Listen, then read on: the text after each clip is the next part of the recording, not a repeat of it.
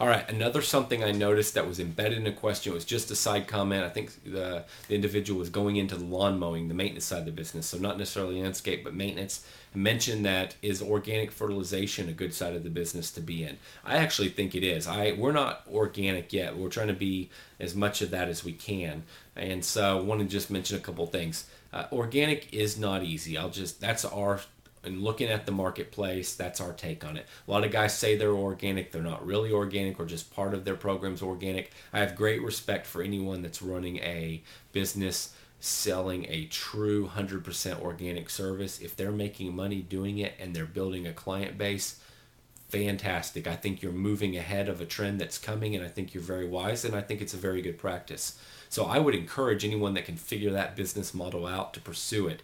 But boy, you need to know your numbers. Organic is not easy, and then that's my opinion. And again, I'm not in it, so take it for what it's worth. But as an outsider looking at other companies I know that are selling an organic product, to build a really big company seems a little bit challenging, because the client at the end of the day could say, oh, we want to be green, we want to be organic, we want this and that, but then you tell them what the price is going to be, and what the number of service visits are going to be, and how long they might need to wait till they build up the health of the soil. So it's a slower process, but down the road the results will be fantastic.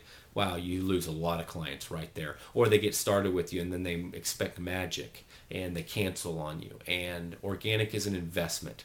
And so I would just encourage you to be careful in the organic business, test it, figure it out. If you can do it, do it. One other note I'd make. So you're starting out in business. This person was starting out in business, and they were, I think, going to do maintenance, lawn care, mowing, things of that sort. And they also want to add an organic side of their business. I'd actually encourage you, if you can, to start out and just mow. Maybe mow, trim bushes, pull weeds, and drag your feet on entering the fertilization weed control side of the business. It has a whole different level of overhead, different level of equipment, different types of employees you need to hire. I mean, if you're growing a business where it's just going to be you working in the field, that's a little different, honestly. If it's going to be you providing the service, but if you've got to go out and find an employee and hire them, and you've got to provide enough accounts to keep that person busy, it takes a lot of accounts, a lot of clients to keep one spray tech, as we call them, completely full.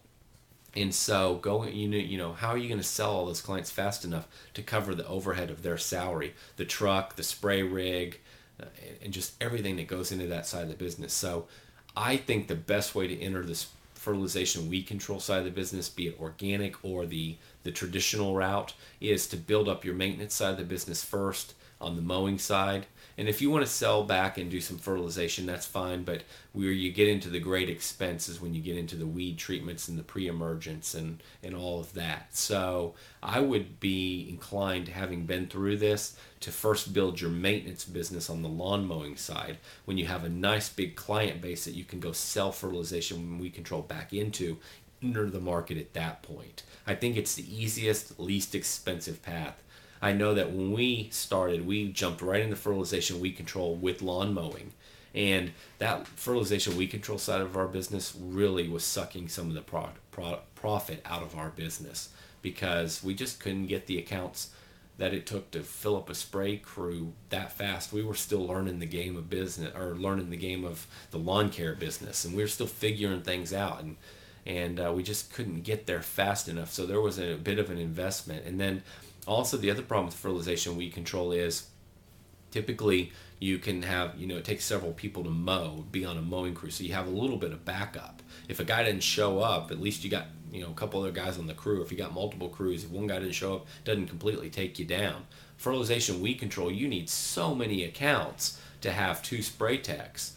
And so for the longest time, you're going to run your business with 1 spray tech. And 1, as you've probably heard, is the worst number in business. And so if that guy didn't show up, if he quits on you, if you can't find another spray tech, what are you going to do? So you have no backup plan typically when you're getting that side of the business started. So from eliminating headaches, from growing as fast as you can, from a profitability standpoint, I'd really recommend trying to start out on the maintenance mowing side, bush trimming, bed maintenance, things of that, and then expand into the fertilization and weed control side of the business. That's just my 2 cents. That's what I've experienced. I've watched other companies try to do it all from day one, and usually doesn't result in very exciting profits. So give that some thought.